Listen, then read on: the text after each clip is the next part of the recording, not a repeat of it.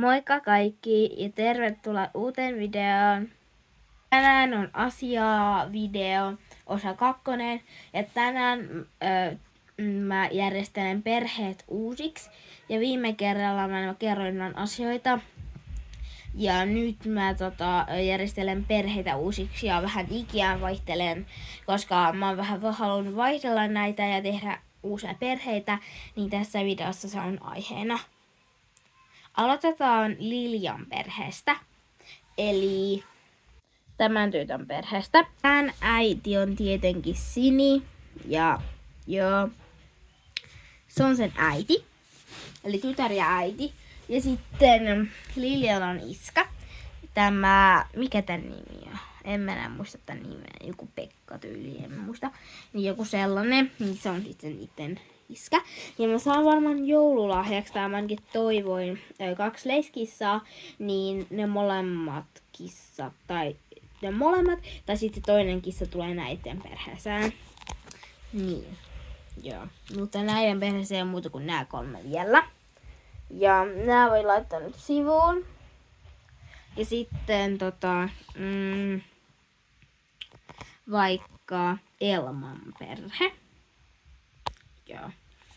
Elma on tää ukkeli ja sillä on sit sisaruksia, että tää on sisar. Tää on aika samalla kuin täällä on niinku oranssi tukka, täälläkin on oranssi tukka, niin ja sitten kun täälläkin on vihreä paita, niin mä ajattelin, että tää voisi olla sen pikkusisko. Ja niin, joo. Ja tää on 10-vuotias ja tää on 7-vuotias. Ja nämä kaikki tällaiset ratsastajat on mulla 10. Sitten 2 äiti on tämä Katja.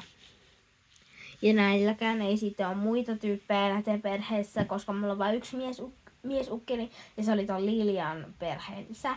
Niin, no sen takia näillä muilla perheillä ei ole niinku isää.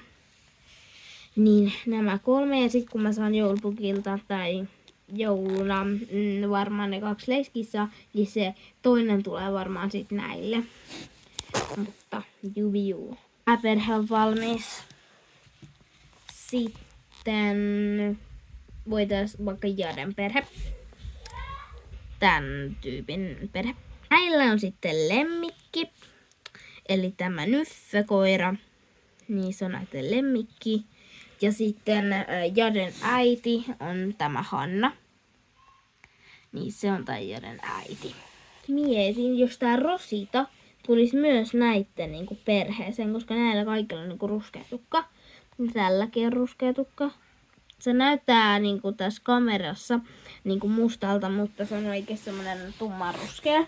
Niin jos nää on perhe. Joo, okei. Okay. Tämä perhe on valmis, joten tässä on nämä perhe. Ja no niin, tämä perhe on valmis ja seuraava. Sitten tulee iso muutos. Tulee nämä 2 ukkelia. Ja nämä molemmat on 27-vuotiaita nykyään. Ennen ne oli 18, yhdessä vaiheessa 10, mutta nyt nämä on niinku nykyään 27-vuotiaita. Tämä on Isabelle, tämä on 27-vuotias. Miksi mä kerron näiden nimet, kun mä vaan kerron näiden iät nyt. Ja sitten tämä Elli, joka on 27 myös. Ja nyt mä haluan tälle lapsia, koska se on 27-vuotias, joten sillä on nyt lapsia. Joten sillä on 7-vuotias Elina ja 6-vuotias Mimmi. Ja tässä on näiden perhe. Useissa maailmat ihan vain yksin. Sitten voitaisiin ottaa varmaan Emman perhe. Emma silleen nyt on äitiä täällä ainakaan tallialueella, niin Emma ja sitten niillä on tää niiden koira Valku, niin nää on niinku perhe, mutta sitten sillä on äiti, mutta mulla ei ole mitään ukkelia, eikä voisi olla sen äiti. Ja Minttu, jolla ei ole mitään, tai siis se on vaan niinku täällä tallilla ja sillä mulla ei ole mitään ukkeleita sen perheeksi. Juu, vois lapsia. Tällä on mies, jonka nimi on Aleksi, mutta mä en tiedä missä se on. Jossain. Niin. Ja toi Milja tuolla, niin ne on siskoksia. Mutta tässä oli tää video. Tää oli aika lyhyt video. Mutta ainakin sain tehtyä tän. Ja mä sanon vielä sitten, että sanon nyt tässä, että tää on